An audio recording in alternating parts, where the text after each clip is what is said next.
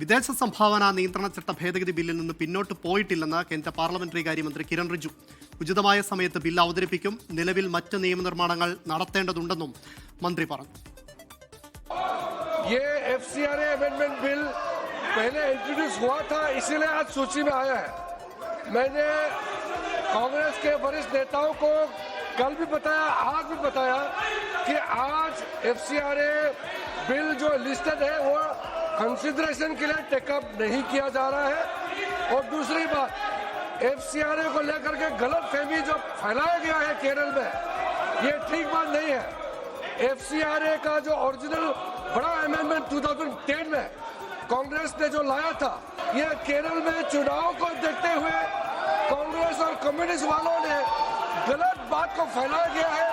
The Congress and Communist Party are misleading the people of Kerala about the FCRA, which is not correct. Please don't mislead the House. തെരഞ്ഞെടുപ്പ് മുന്നിൽ കണ്ട കേരളത്തിൽ കോൺഗ്രസും അതുപോലെ തന്നെ CPIM-ഉം തെറ്റിദ്ധാരണ പരത്തുന്നു എന്നായിരുന്നു രാവിലെ ലോക്സഭയിൽ മന്ത്രി പറഞ്ഞത്. ആ പ്രതികരണമാണ് നമ്മൾ കേട്ടത്. ഇപ്പോൾ PR അരവിന്ദ് ഡൽഹിയിൽ നിന്ന് വാർത്താ വിവരങ്ങളുമായി ചേരുന്നുണ്ട്. അരവിന്ദ്, ബില്ല് മാറ്റിവെച്ചത് ഈ തിരഞ്ഞെടുപ്പ് കണ്ടുകൊണ്ടുള്ള ഒരു കാര്യം മാത്രമാണ്. തിരഞ്ഞെടുപ്പിന് ശേഷം വീണ്ടും ഇത് അവതരിപ്പിക്കുമെന്നായിരുന്നു പ്രതിപക്ഷം ആരോപിച്ചത്. ഏതാണ്ട് ആ രീതിയിലേക്കാണോ കാര്യങ്ങൾ പോകുന്നത്? മന്ത്രിയുടെ വാക്കുകൾ ഏറ്റവും ഒടുവിൽ മന്ത്രി പറഞ്ഞ കാര്യം നിന്ന് അങ്ങനെയാണോ മനസ്സിലാകുന്നത്?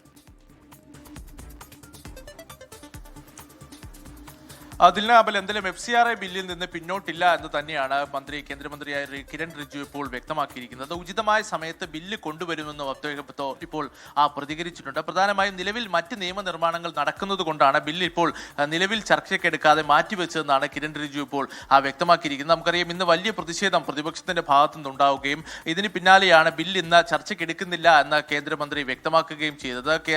സംസ്ഥാനത്തെ BJP നേതാക്കളടക്കം ഈ വിഷയത്തിൽ ആശങ്ക രേഖപ്പെടുത്തിയെന്ന സംസ്ഥാന അധ്യക്ഷൻ രാജീവ് ചന്ദ്രശേഖർ വ്യക്തമാക്കിയിരുന്നു. കഴിഞ്ഞ ദിവസങ്ങളിലടക്കം വിവിധ ക്രൈസ്തവ സംഘടനകളും അതുപോലെ തന്നെ CBC അടക്കമുള്ളവർ ഈ ബില്ലിൽ ആശങ്ക രേഖപ്പെടുത്തി രംഗത്ത് വരികയും ശക്തമായ പ്രതിഷേധത്തിന് ആഹ്വാനം എല്ലാം ചെയ്യുകയും ചെയ്തു. ഇതിന് പിന്നാലെയാണ് കേന്ദ്ര സർക്കാർ നിലവിൽ ഈ ബില്ലിൽ ചർച്ചയിൽ നിന്ന് പിന്നോട്ട് പോയത്. പക്ഷേ കേരളത്തിൽ ഏപ്രിൽ 9 തിരഞ്ഞെടുപ്പ് നടക്കാൻ പോകുന്ന സാഹചര്യത്തിലാണ് ഇത്തരം ഒരു നടപടിയെന്ന് പ്രതിപക്ഷം ആരോപിക്കുകയും ചെയ്തു. പക്ഷേ ബില്ല് ഉടൻ തന്നെ കൊണ്ടുവരും. കാരണം ആ ബില്ലിൽ നിന്ന് പിന്നോട്ട് പോയിട്ടില്ല എന്നതാണ് ഇപ്പോൾ കേന്ദ്ര സർക്കാർ വ്യക്തമാക്കിയിരിക്കുന്നത്. ഒരുപക്ഷേ ഈ സഭാ സമ്മേളനം നീട്ടുവാനുള്ള സാഹചര്യം നിലനിൽക്കുന്നുണ്ട്. നാളെയാണ് സഭാ സമ്മേളനത്തിന്റെ അവസാന ദിവസം. പക്ഷേ ഇത്തവണ ഒരു അനിശ്ചിത കാലത്തേക്ക് പിരിയുന്നതിന് പകരം മറ്റൊരു ദിവസത്തേക്ക് സഭാ സമ്മേളനം മാറ്റിവെക്കാനാണ് സാഹചര്യമുള്ളത്. അപ്പോൾ ആ സഭാ സമ്മേളനം ചേരുന്ന സമയത്ത് ബില്ല് കൊണ്ടുവരാനുള്ളതാണ് ഇപ്പോൾ കേന്ദ്ര സർക്കാർ നീക്കങ്ങൾ നടക്കുന്നത്. എന്തായാലും ഇതുമായി ബന്ധപ്പെട്ട ചർച്ചകൾ നടക്കുകയാണെന്നും ഈ ബില്ലിൽ നിന്ന് പിന്നോട്ട് പോയിട്ടില്ല എന്ന് കൂടിയാണ് ഇപ്പോൾ കേന്ദ്രമന്ത്രി വ്യക്തമാക്കിയിരിക്കുന്നത്. ഉചിതമായ സമയത്ത് ബില്ല് കൊണ്ടുവരികയും അത് പാർലമെന്റിൽ അവതരിപ്പിക്കുകയും ചെയ്യുമെന്ന് കൂടി ഇപ്പോൾ കിരൺ റിജിജു വ്യക്തമാക്കിയിട്ടുണ്ട്.